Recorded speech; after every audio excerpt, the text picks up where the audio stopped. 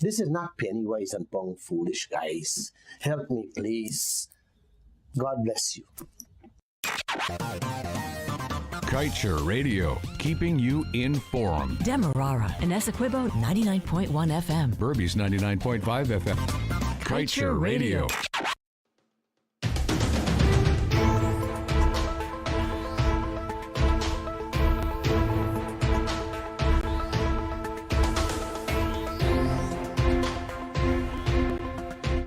Hi there to you, Namaste, happy Wednesday, and welcome to the Wednesday edition of the Lall Show right here on Kaieteur Radio 99.1 and 99.5 FM. We call tonight's program a program with a difference, and of course, as I get into my opening remarks this evening, I'll let you know why I call it that. As you know, Mr. Lall has been coming on this airwave every Monday, Wednesday, and Friday for the past 1.5 years and counting. And tonight we're going to do something different. Miss Harris, who has been by his side, I will, refer to her as his right hand. She's been at his side since the beginning of the program. So Miss Harris tonight will make tonight's presentation. He has promised us to join in, but just as how we accused Miss Harris last Monday of going and, maybe trying to have an interview for a job with the government. Maybe he's on the government side now. Who knows? But we'll see if he keeps his word, or if not, we will label him as a politician, just talks and no action. So with that said, I'll hand you over to Ms. Harris. And if Mr. Lall comes tonight, he's more than welcome to the studio. After all, it's the Lall Show. With that said, Ms. Harris, namaste. And I always tell Mr. Lall, take it away. The floor is now yours. Thank you, George. You're welcome. Namaste and good evening.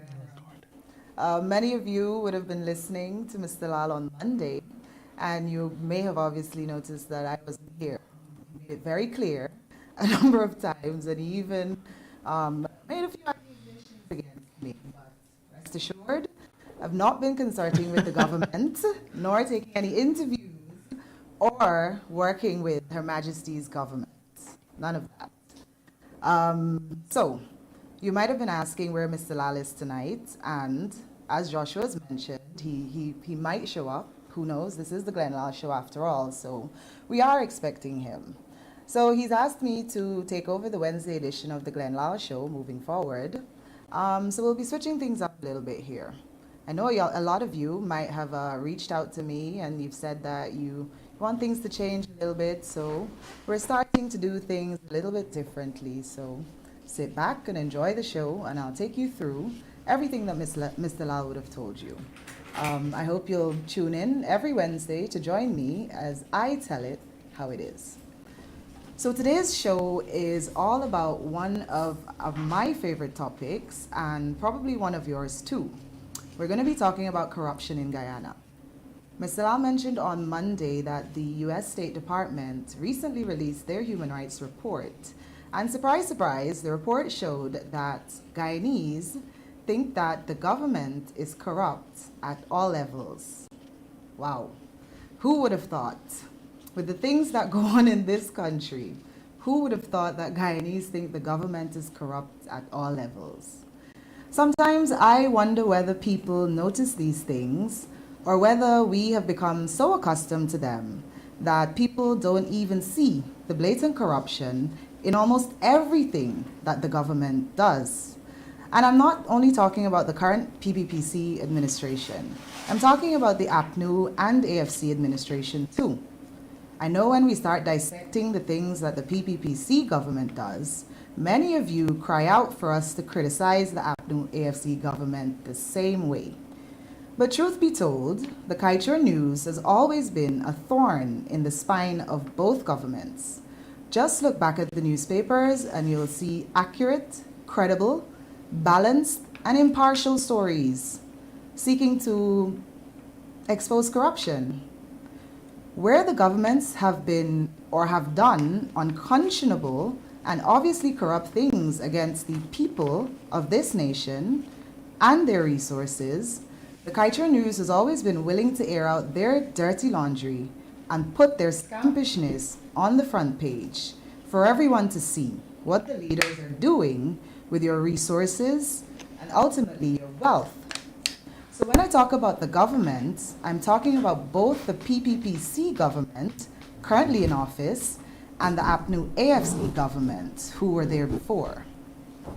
So let's get into this report. The first thing it starts off dealing with is the number of unlawful killings committed by the Guyana police force against the citizens of this country. According to the report, last year in 2021, there were a number of unlawful killings. Some of you might remember a few of them because they led to widespread protests and destabilization in certain regions in the country.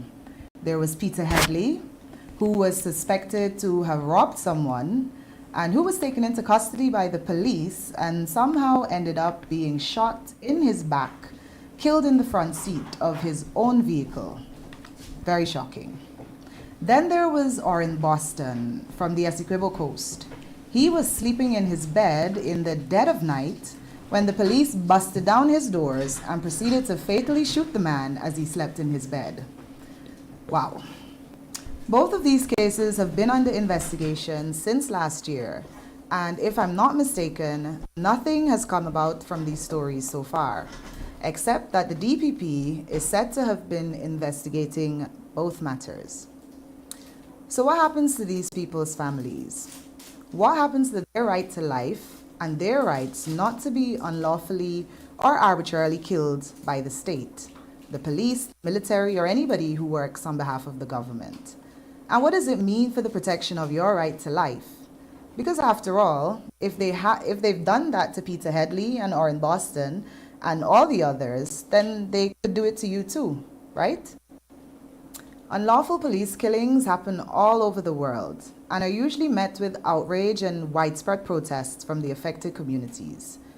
What usually follows by the government is a shoddy, corrupt assessment of the situation, where usually the officers involved are sent on paid leave, free to go home, put their feet up and relax, while the police department scrambles to find some way of covering up the whole sorry affair.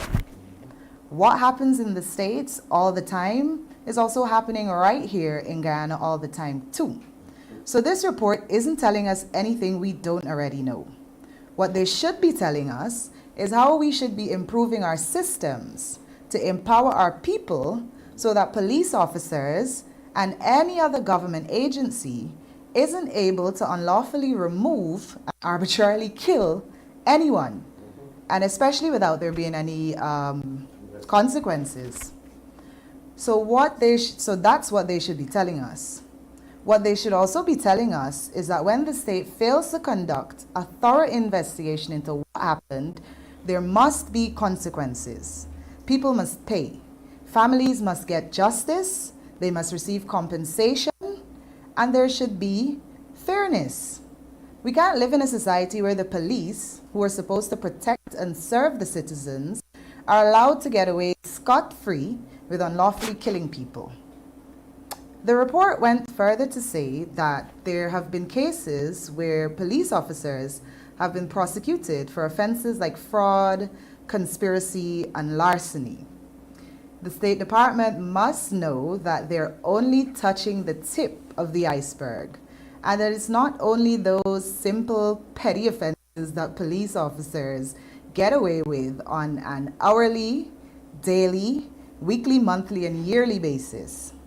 Many of you would know what I'm talking about. And it's not to badmouth the police or to speak ill of them, because there are genuinely officers in the police force who want to serve and protect the citizens of this nation. But by far, the vast public perception is that the police force is entirely corrupt, from the top down to the bottom.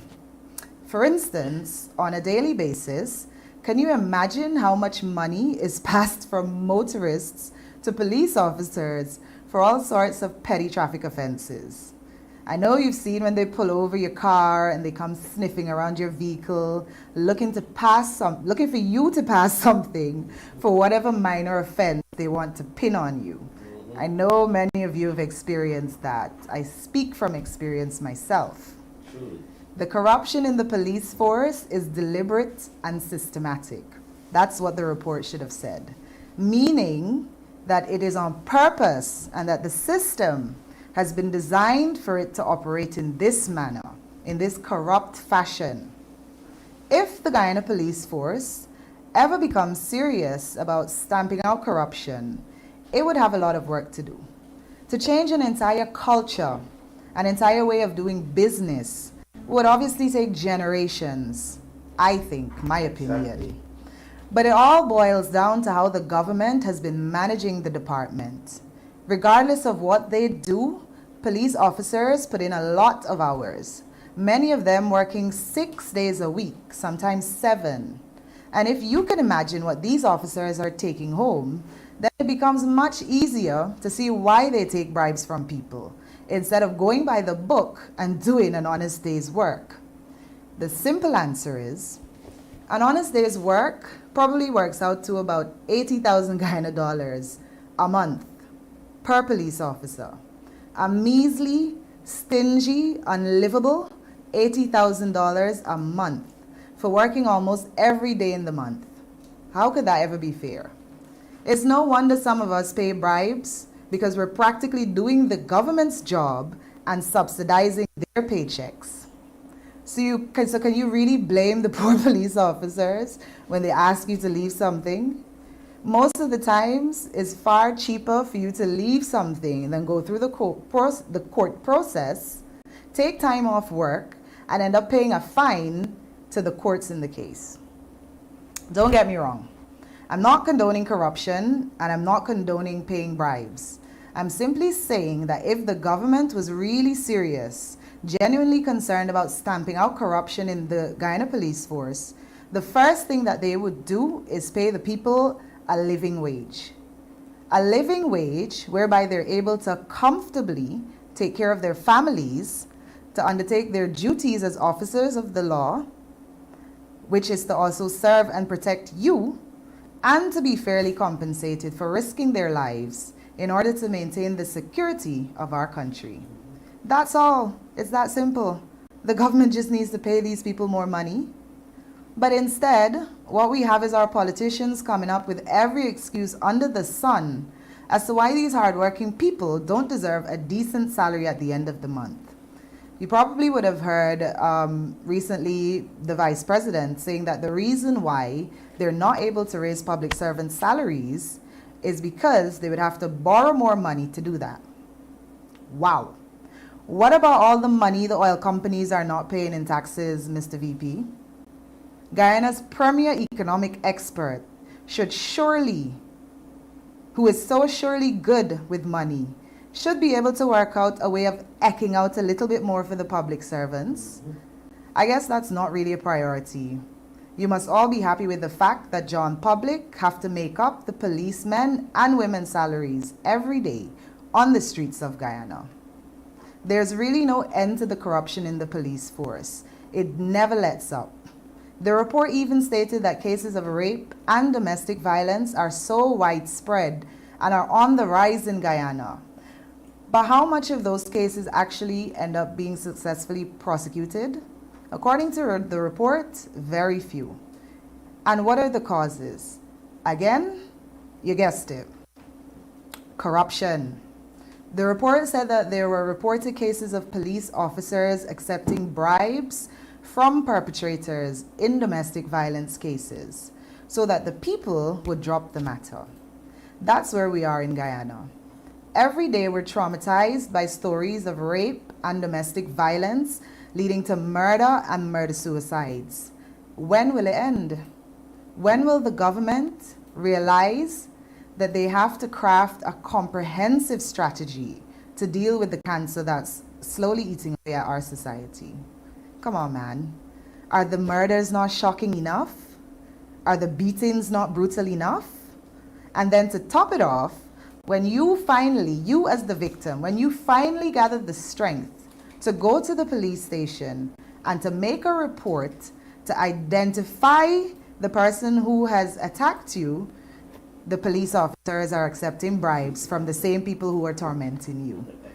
That's the country that we live in. Wow. These are the types of things that go on in Guyana. And it's not funny, it's traumatizing, and it's sad for the thousands of women, girls, and even men who go through abuse and domestic violence. How are these people supposed to feel, comfortable to go to the police station to report incidences like this when the same police officers show no sympathy, they lack empathy, and then on top of that, they're colluding with the perpetrators to accept money to kill the case? It's no wonder so many women continue to suffer in silence. It's no wonder children continue to suffer in silence too, enduring years of trauma and abuse, and then perpetuating the same trauma and abuse that they suffered onto other people. That's how the cycle continues. So what is there for them? Who can they turn to? When the police accept bribes from the people who are making their lives a living hell. God help us. Oh, Miss Harris. You did a great job. You did a great job. I should give you the entire program. All 3 Monday, Wednesday, and Friday. Namaste, Guyana. We have a special guest. I show up, okay? He's here. I show up. I'm here. You see, you wouldn't lose me with this program just yet. And I would like you to take over. You know, sometimes in the Monday and the Wednesdays show too. I think you've done a pretty good job talking about the police force, the corruption, and what these international people are saying about us. Exactly. Joshua, we're gonna take some telephone calls because I'm not prepared to talk tonight. Yes, I'm here. I'm here. I'm not prepared to talk, and I don't want to talk. I want to hear from the people. You know, I just want to hear from the people. There are so many things to talk about on a daily basis that like I said, you guys know that I could talk 24 hours. Every day's newspaper, you could talk 24 hours. Today, our vice president went up to Berbice. He advertised in the newspapers that he's visiting 3 communities in Berbice.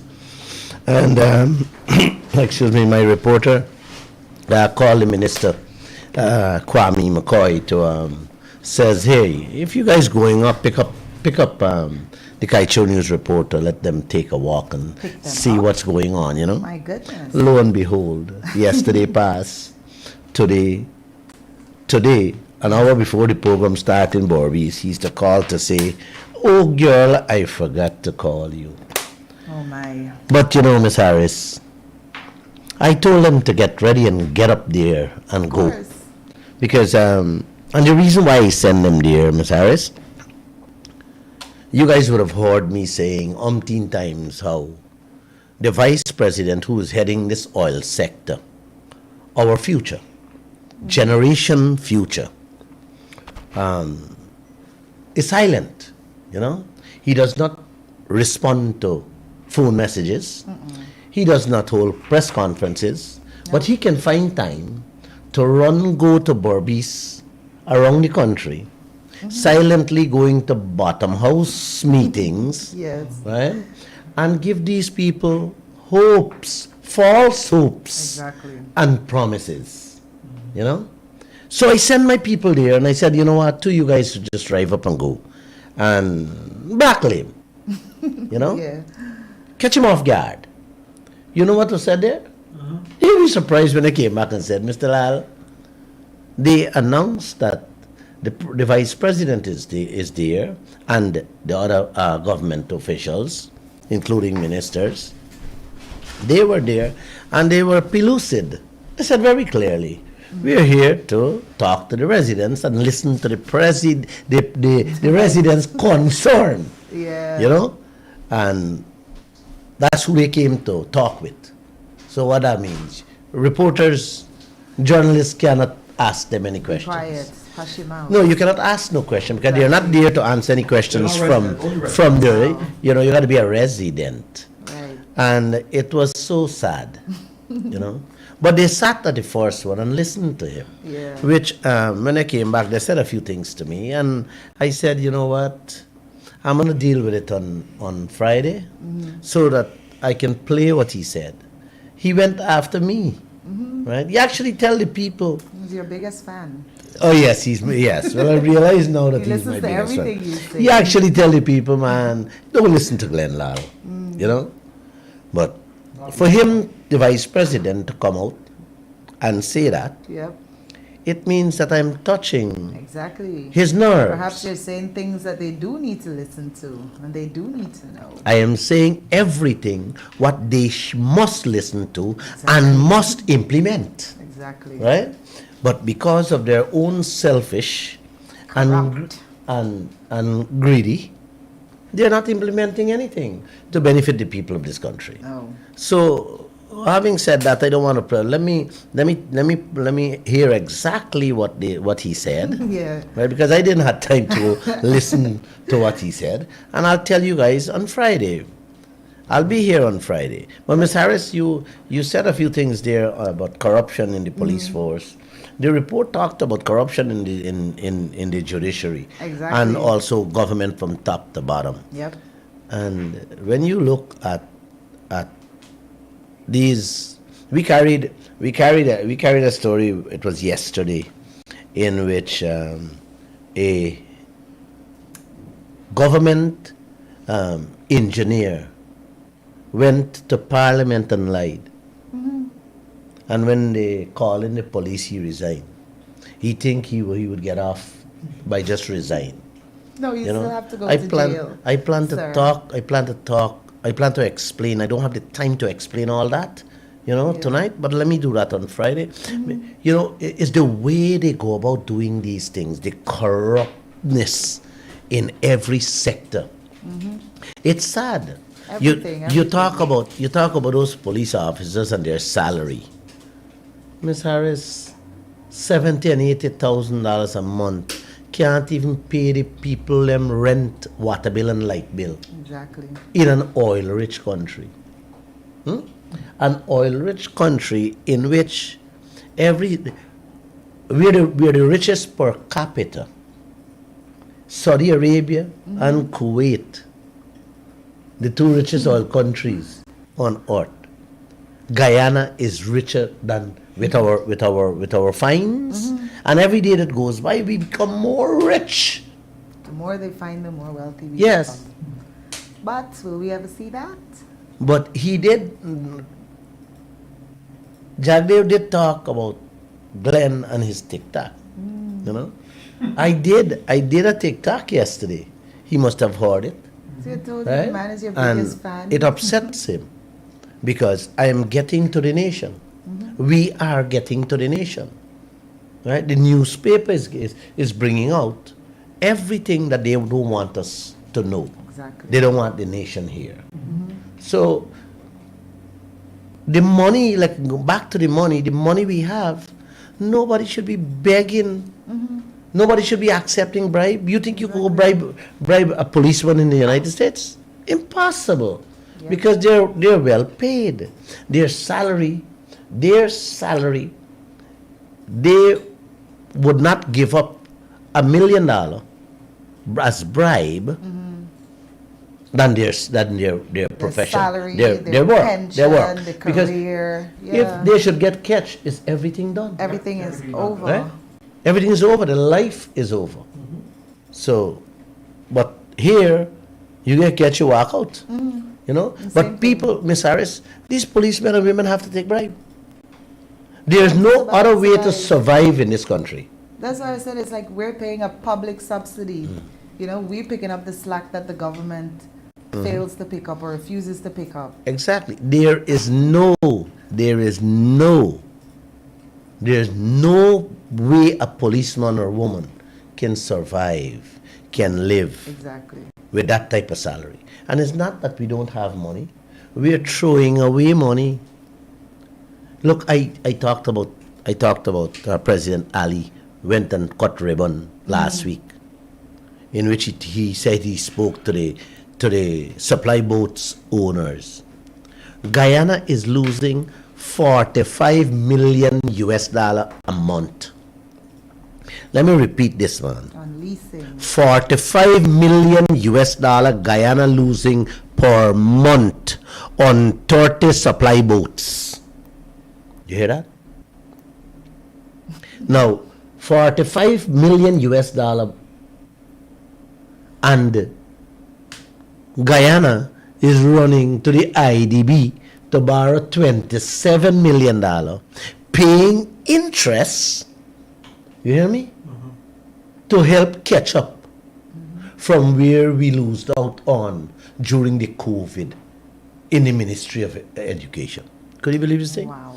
We are losing 45 million American dollars, okay, running to IDB for 27 million to pay interest. And we are not correcting that. 45 million American dollars on that 30 supply boats alone is 97% increase for all the public servants. Brothers and sisters, are you hearing me? I am making it so simple for you people to understand. You see, this is what irking the vice president and the government and the opposition of the day. Because when I make these things so simple for people to understand, Yep. people are speaking. You know, this morning a guy was blowing his horn to tell me stop winding my window. Right? He and his wife was listening to the radio program, and thank you, brother Glenn. Thank you, brother. I'm like, okay, thank you. Share it. All I could say, share it. Yes. You know, they saw me, and shout at me to stop, just to tell me that they're listening to it. So, people, the ordinary people, even the intellectuals in this country, even the business people of this country does not understand what I just said here. You're losing 45 million American dollars a month, 1 month, which is 7% increase. That, you hear me? Yeah. That's almost 50% Just like that. increase for all the public servants. Immediately, if you correct that. And this is per month, you know. This is not a year. 12 months in a year. 12 4 is 48. 52 million Yep. American dollars this country losing per year. That is actually three-quarter the salary of all the public servants in this country, because we are paying the total public servant salaries per year is 70 or 73 million US, and this is the money what we are losing here on one single item. Exactly. A That long list. that this president Jagdeo, this vice president Jagdeo, well, I say president because I think The vice is silent. I think the vice is silent because I was told he went there with Dr. Singh and Mustafa Mohammed and a whole entourage. And when the people were asking questions that belongs to the ministerial portfolios, he was answering. I'm told he didn't even allow the people them to speak. So then, I'm not wrong if I say President Jagdeo. No, it's You very understand? accurate. Because the man is not giving. Now, before he go there, waste all day going there, right? To talk about, well, I didn't get fully what he said.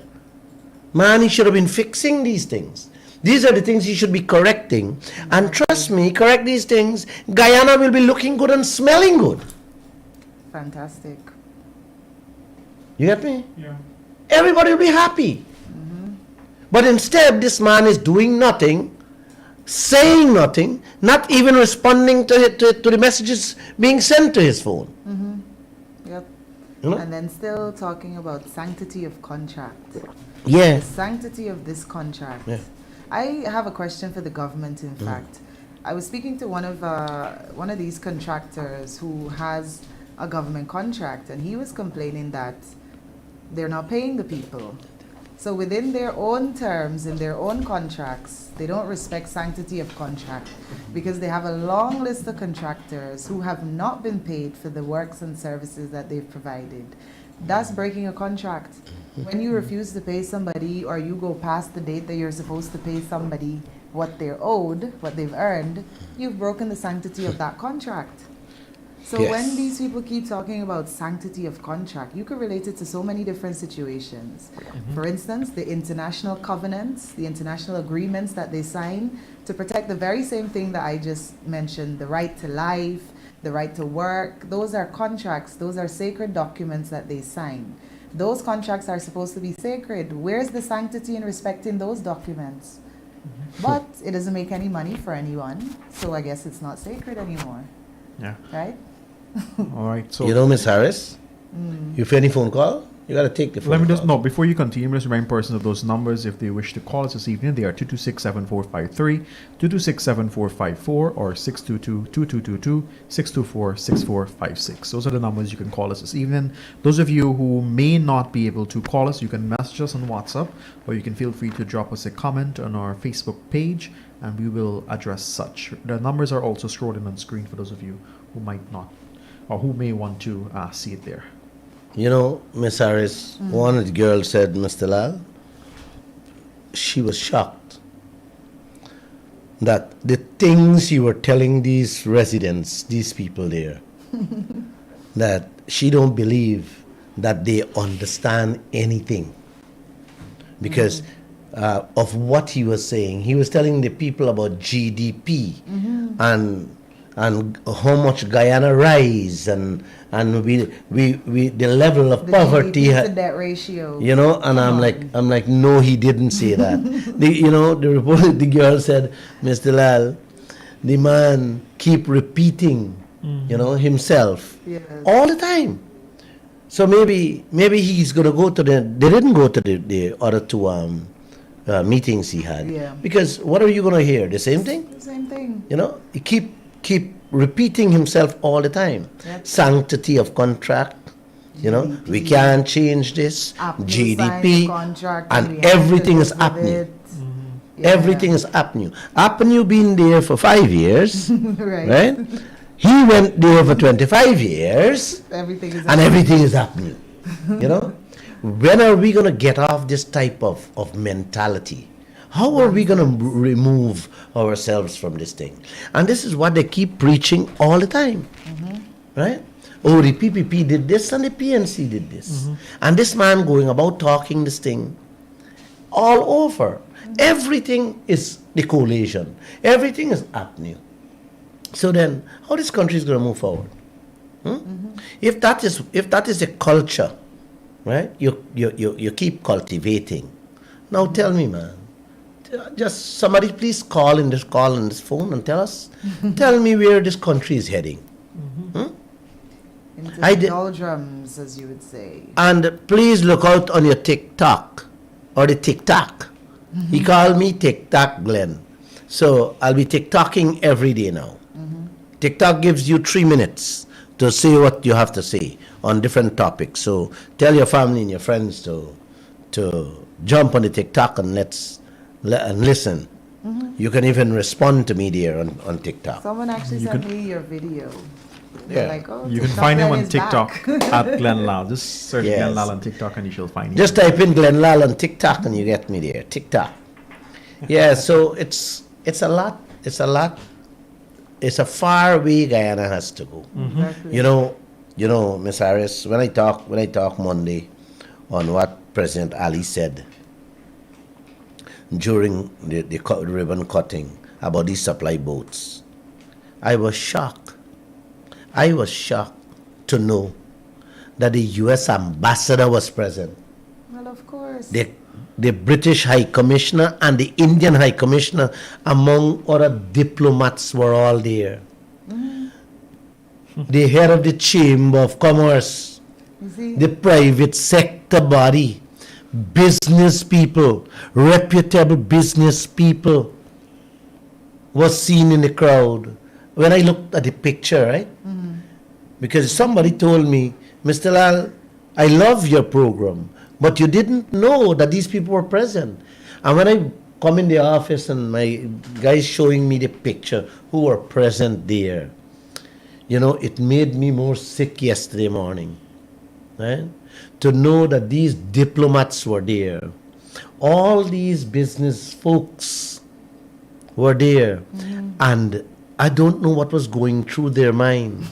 I called one of the chamber person and he said he's in a meeting.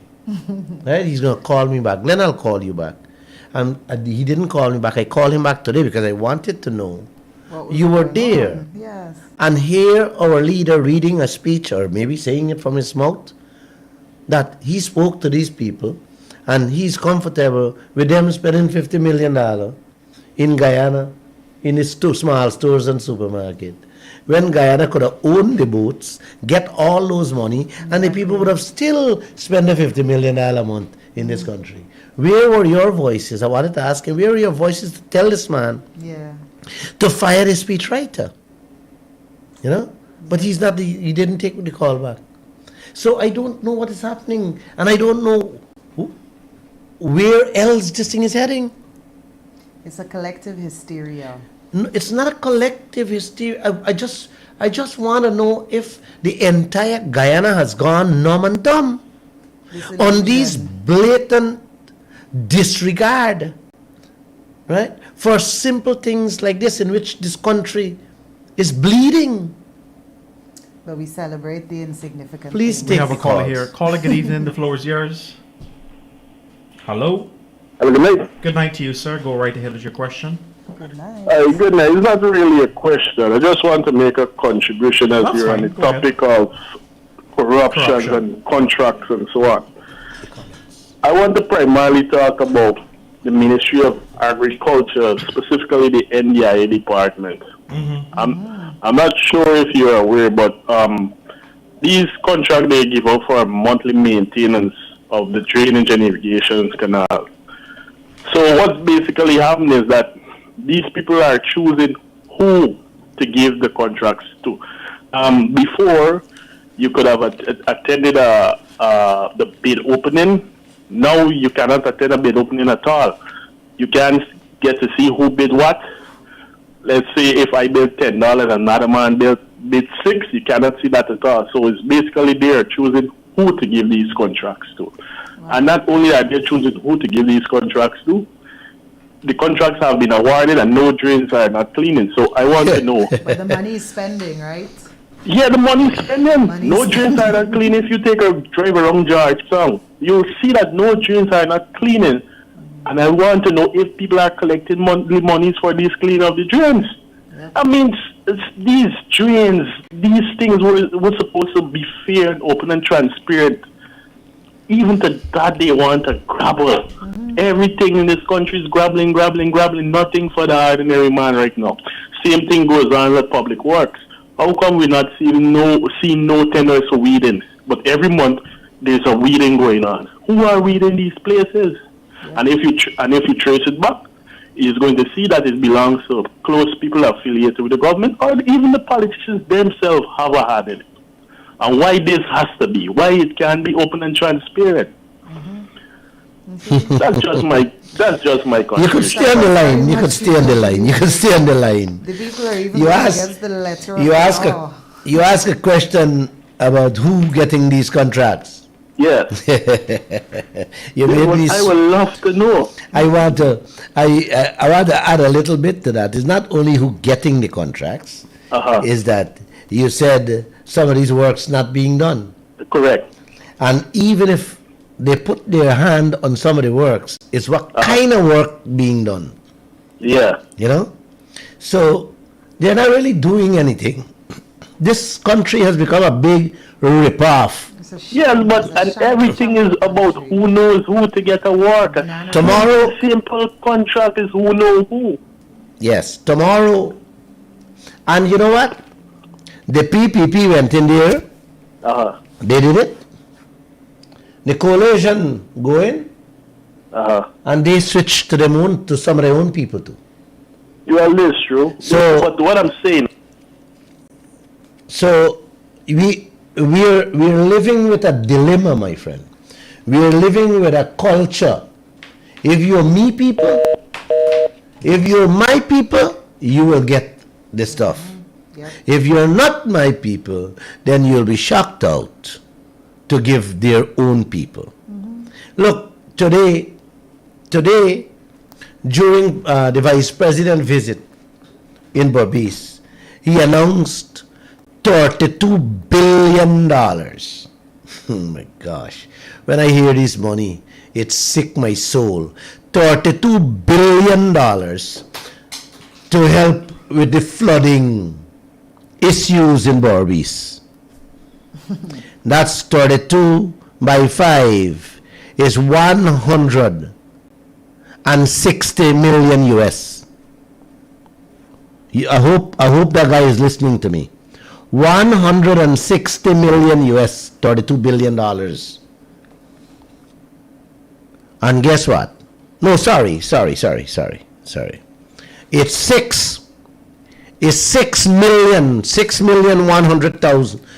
million US dollars. No, 32. No, I'm correct, man. 160 million US. 160 million US, my brother, is going to help to fix flooding. Where this money is going? And we running to the bank for 27 million. I want to To know where help. it's coming from. Where's the money coming from? Well, you want to know where it's going? Where is it coming from? Well, this 160, Did they borrow this this 32 from? billion, this 32 billion is coming from the budget. Oh, the oil money. It's maybe it's part of the oil money too, We'll never right? know. Because the oil money is 700 million, but the entire budget is almost $3 billion. So it's coming from the budget. But 160 million, you just announce that and going to throw that and say you're fixing flooding. You know, you're going to dredge this trench, you're going to dredge this waterfront, Yeah. and 160 million American Stretched dollars out. dredged out or trenched out into people's pocket, Exactly. right? And in the same breath, you run into the bank for borrow 27 million to help catch up with education due to the COVID. Wow. These things are unimaginable. You know, you're throwing away $160 million Yep. in a shady fashion, right? And this is how Jack Day have been running this country all along. You know, It's the everything culture. they does, Yep. nothing is clean, clear, and overboard Yep. in a transparent manner. Everything is Everything they just announce and it gone, announce and it gone. They have proof. There's so much proof over the years that you can just pull the newspapers and show that this is a trend. It's a pattern. Exactly. And the coalition government who fought so much, right? And you thought that they would have gone in there and bring about that change, make that difference, you know?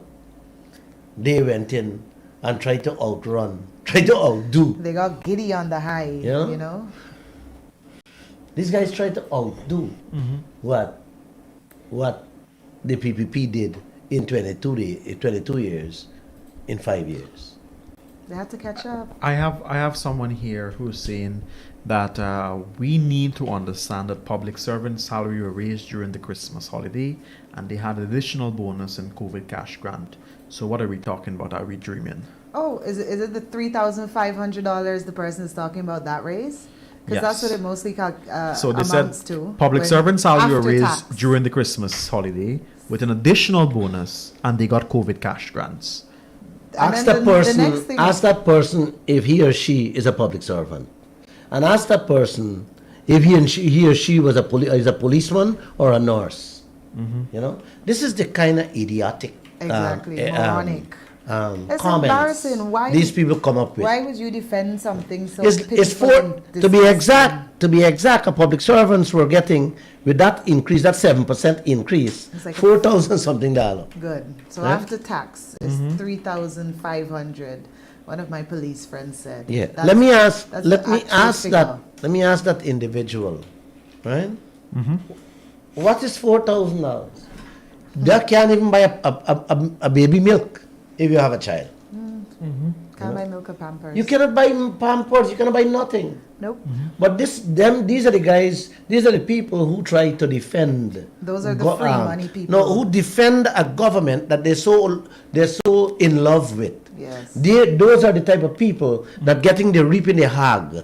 They are the corrupt people in our society, Exactly. in our midst.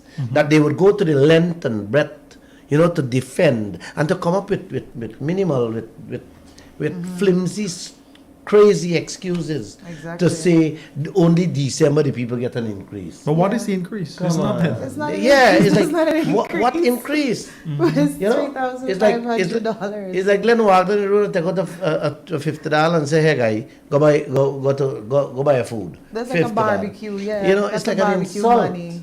There's also someone who's defending the recent the budget which was passed recently with the threshold being moved from I think 65 to 75 now, I believe it is. Oh, the taxable the threshold. taxable threshold. It's We are those same praising people. that. Those people are sick. Those are the ones that have to punish. And Yeah. it's clearly those ones that are These not are affected by it. people who are talking like this does not understand what you're saying, No. and they're sick. They need help. Those are the ones who willingly go into slavery. You know, they beg the master to take them and to have them under them. You know, master, please give us a job. Yes. Take us. Well, Yeah, you they'll do you anything. take it to slavery. I don't want to take it to slavery because nobody wants to go back to slavery. But that's the mentality has never left some of these people, What which is these why they pe- would never stand up for what they deserve. No, what these people want to do is defend these government By any means necessary. issues. Yes, by any By means. any means necessary. calls. We have a defend. caller. Caller, good evening and welcome to the Glenn Lall Show. Hi, good night. Night, Good night. night. I just calling to say that these people got to get out from there immediately. Guyana got to come out on the streets.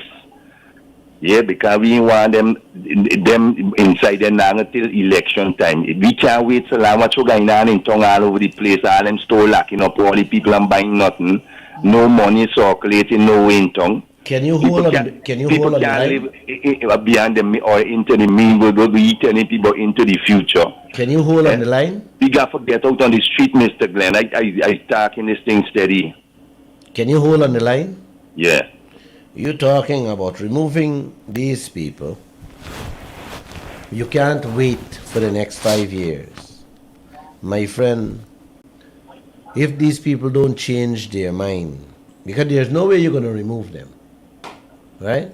If they don't change their attitude and change their mindset with what is going on at present in, let's say, this coming month or this coming year, this country is doomed. You are looking, Guyanese are looking at a horror movie at present, all of us. We are looking at a horror movie with what's going on in the oil industry. Tomorrow morning, the Kaieteur News is carrying a story. Here all them findings with best they left these things. It don't make sense to say you're finding all these islands, we ain't getting nothing. Left it and go line your way. Exactly. Hold. Tomorrow we are carrying a story in which one of the partners that is working out there with ExxonMobil, Hess Corporation, they are boasting only today Yeah, I hear them. on the fine that they have. Yes. How much millions they get. You know, he's listening to the news. Exactly. Yes. Them are talking on for Guyanese people on the ground flat. You're hearing nothing but that. No. You are people no. in this place. Listen, these people are boasting how much they will get and their shareholders will receive. My question, who is boasting anything about me and you, the Guyanese people? It don't make sense with no opposition because nobody going back. They don't care who they put there. Nobody going back no happening. Well, the opposition is just as equal. Yeah, nobody going back there. So them As this the what they got government. move. Them this what they got to move from here. We don't want them back there. They are all holding the same head. Yes. They have all gotten themselves tied up. I'd say from this show here, going to call him on DJ 94 on our kilo show and let them know what boat go. Let the Guyanese people know. Because them dancers, they're behind them plenty more than you show.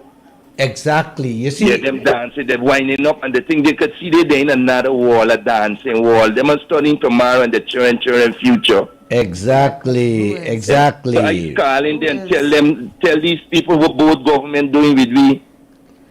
That is left so they don't even know what for answer or for talk. You know. Today, one of the resident in Berbice stood up and the way the individual thanked the minister for fixing a road, right?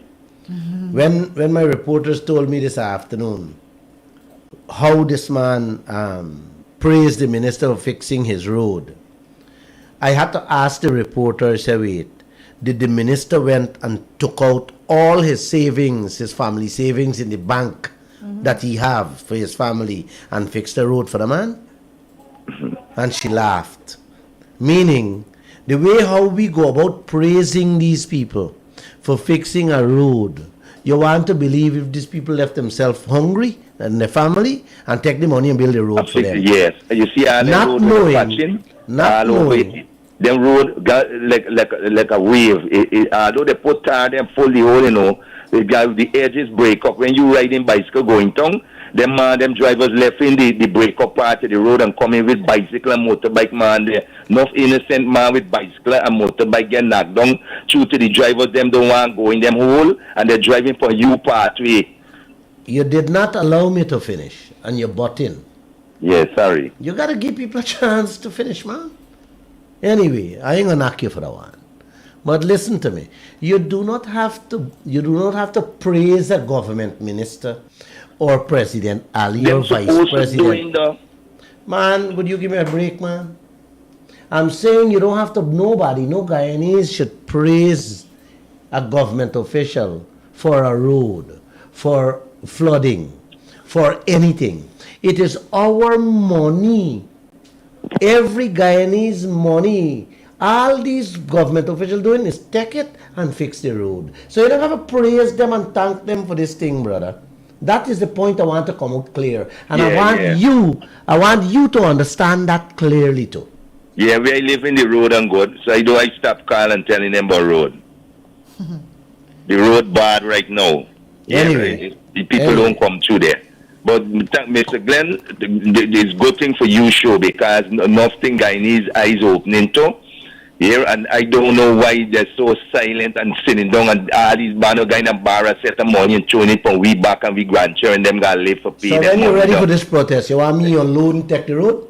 Yeah, you out there, you alone would go there, yeah. Well, you can call me tomorrow. And me, you alone going in front the Vice President house.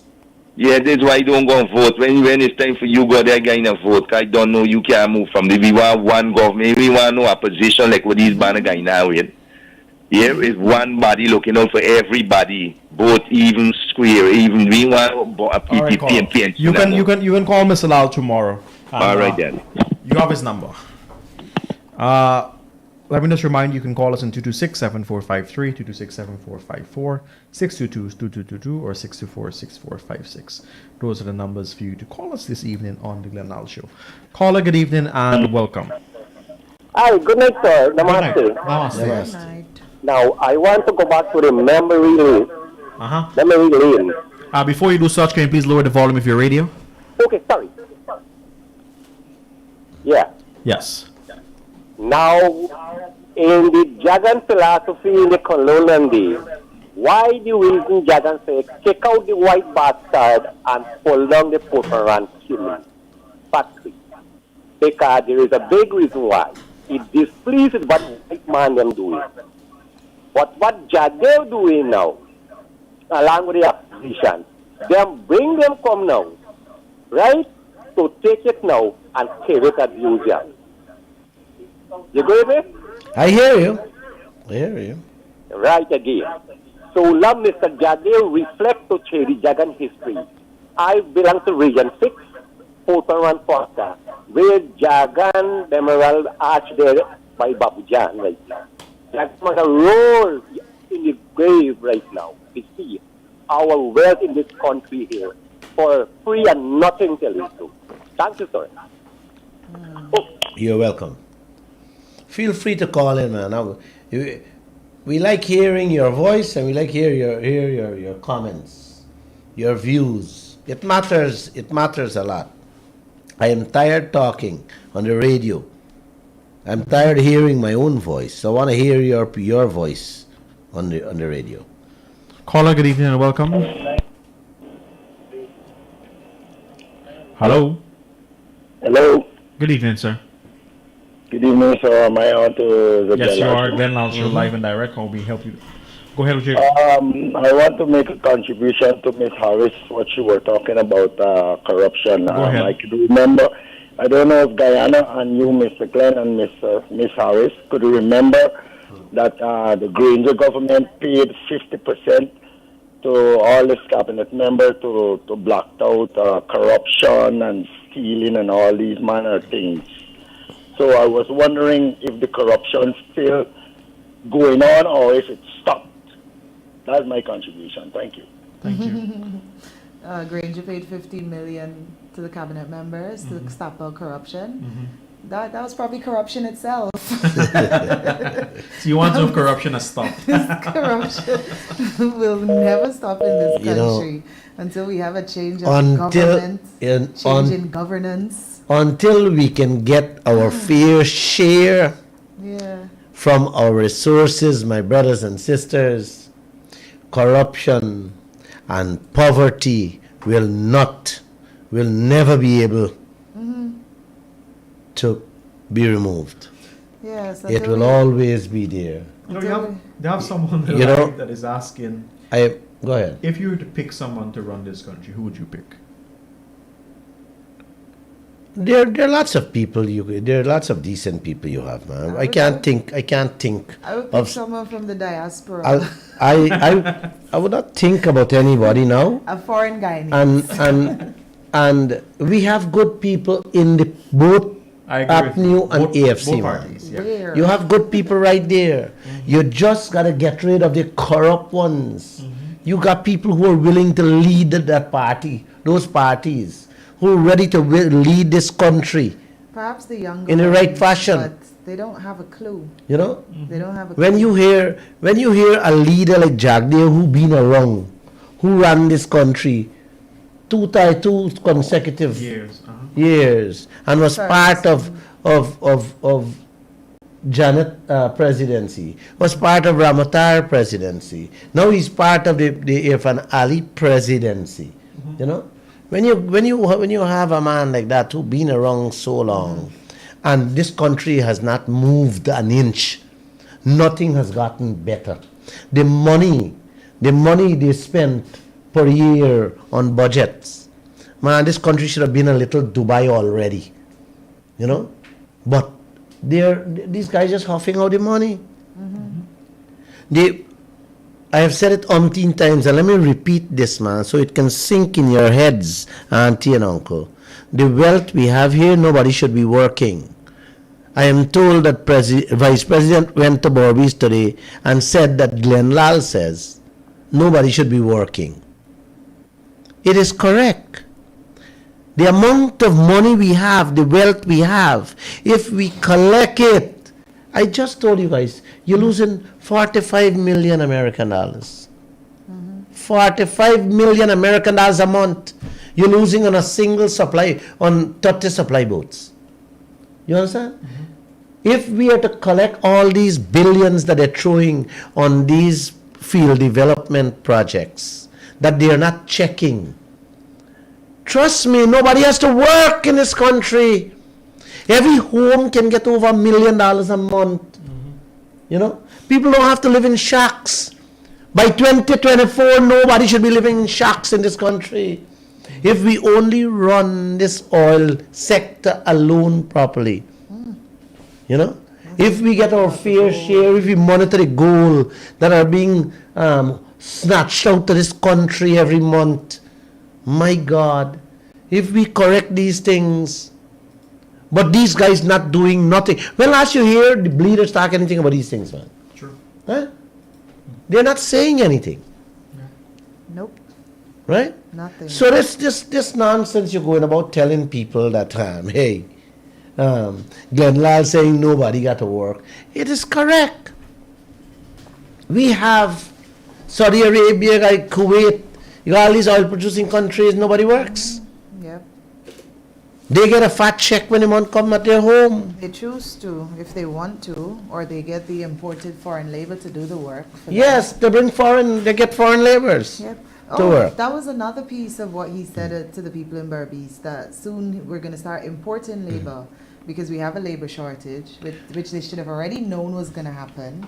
Years in advance now, they should have already known, recognized, and planned for the labor shortage that we have right now. We got labor shortage, and nobody can find job in this country. Exactly, right? I didn't. Somebody will have to ask him what he means by importing labor. Exactly. Right? So I can what- understand. exactly. I can understand if he says he's going to import, and I agree with him. If he's going to import oil auditors, scrutineers in the oil industry to come to Guyana and say, hey, help us out with this, with what's going on here now, because Guyanese doesn't have much knowledge in the sector. You know, Trinidad, like I said, had 38,000. Bring over 5,000, 10,000 of those people here. Hey, I'd love that tomorrow morning. And we have the money we will save, Guyana. Yep. Trust me, the money we will save. You can pay them people to travel every week. You don't have to give them house to live here. You know? It's not just the You money. can pay them a fat salary and pay them to go home every week and come back from Trinidad. It's the knowledge that they're going to be sharing. Yeah. That's the key. Exactly. It's like when Dubai, when the Emirates, the UAE, were developing the oil sector, I remember that they had a strategic plan, because just like us, they didn't have people who were trained, who knew anything about the oil.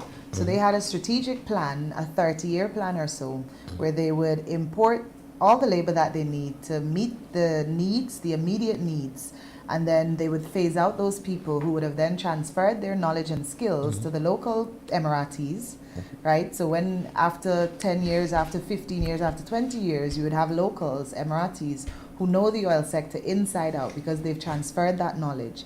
So they can get rid of those people and they can manage the sector on their own. But Guyana doesn't have any kind of plan like that, so where are we going to end up then? So we're just importing more labor, more people to take jobs, to take money out from the local pool, out from the Guyanese people pockets again. To what end? To what end? So the people become foreigners in their own country. Miss Harris, the money this country has, the money we have, the money we should be collecting, you know, it's unimaginable, unthinkable, my friend. Indeed. Right? You got the calls? Take the calls. Any call? No. You know, it's unimaginable, the money we have. But these guys not running the sector right. They're not doing anything. You're not doing anything. And this entire country is silent. The entire country is silent. It boggles one's mind. We're busy thanking them for building roads. I have Vikram is asking Mr. Lall, I don't know if you can help him here. Why is Mr. Christopher Ram not considered for any important position? Is it that the man would skin them up? Of course, people like Christopher Ram and myself are independent thinkers. Critical You know, thinkers. and no government would want Glenn Lall and people like Christopher Ram. People like we got many others. Not this kind of government, Right? a progressive government Right. that respects transparency and is after, all these democratic principles, Exactly. accountability, good governance. They would be looking for people like Christopher Ram, Vincent Adams, Melinda Janke, Simone Mangal, Alyssa Trotz. These people, the list goes on and on. There are Exactly. people who have the knowledge, skills, and experience. Governments who care for their people, wants the best for their people, Yes. would always look to hire the best. Yep. You know, they don't knock off the best and replace them with nincompoop and incompetence. No, when you do that, you have your own agenda. Yes. Okay? It should be. And the only agenda you can have there is to serve your interests, Yes. your personal interests. And this is what has been happening all along. Right? That's it. That's the game that's being played. With that, can I take leave? Yes, tonight? we all can take our leave tonight. Well, thank you guys, and namaste, Miss Harris. Thank you for inviting me tonight. All right. Right? It's all right. I love you all. God bless. All right. Namaste, everyone. See you Namaste. again next Wednesday.